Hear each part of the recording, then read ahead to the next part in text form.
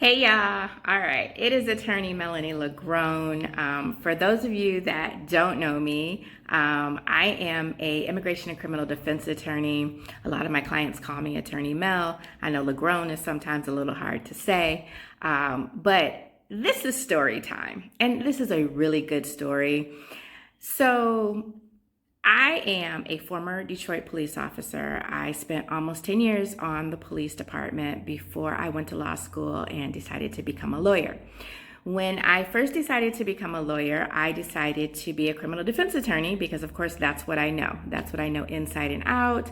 I know that I could use my skills as a former police officer to help really defend my clients and to be able to use those skills and techniques against the police, basically knowing what they're going to say and what they're going to do before they even do it, to be able to use it against them. All right. So I practice criminal defense in Georgia and immigration throughout the U.S. Now, understand that I've been phasing out my criminal practice because I'm physically not in Georgia usually, a lot of the year. And so I take a very select number of cases and types of cases in Georgia.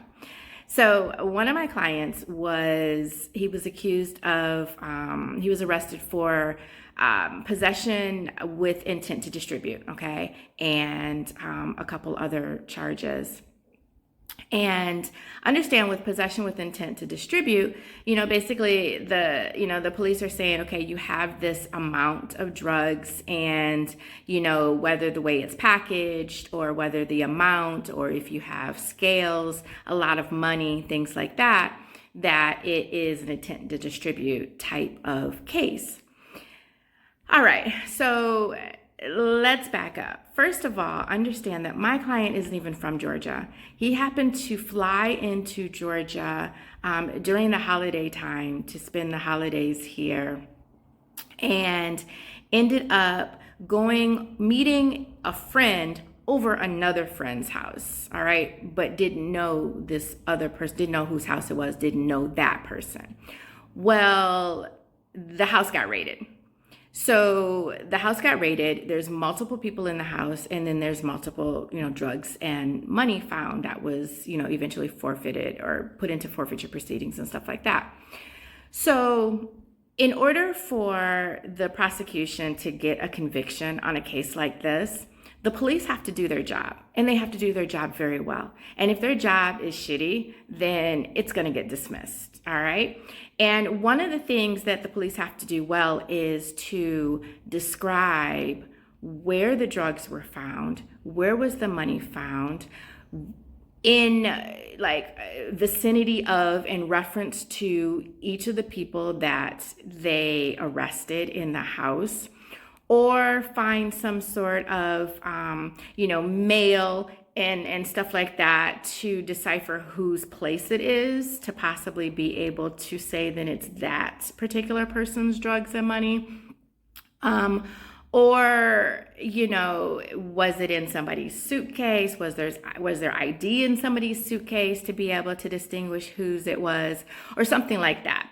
At the end of the day, they can't just, I'm arresting everybody in the house and we're going to charge everybody. Well, let me back up. They can, all right, but that doesn't mean that they're going to get a conviction on everybody in the house, okay? Especially if you have a good ass attorney. So, looking at the police report, talking to the prosecutor, at the end of the day, I'm like, look, we can take this to trial all day, because the police did not say where basically the drugs are found in vicinity to my client, where the money was found in vicinity of my client. My client doesn't even live there. My client isn't even from here. My client literally has plane tickets that say that he just arrived like the day before or the day of or something like that. So you want to take this to trial? Okay, we can take it to trial all day, because guess what? You're gonna not get a conviction, and the case is going to be, a not guilty. So at the end of the day, we went back and forth, and she realized, yeah, she does not have a case. The prosecutor doesn't have a case, not gonna be able to get this case convicted, or a conviction against my particular client in this house. And guess what, y'all? Yeah. Case dismissed. All right.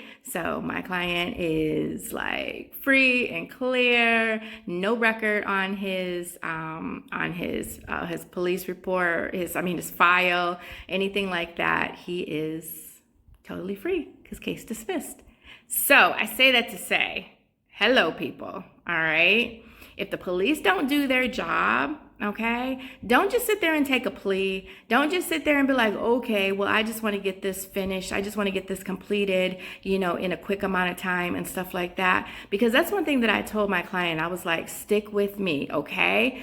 Don't just, I know it's going to take some time. And I know we've been in it for probably, I think, a year and a half now.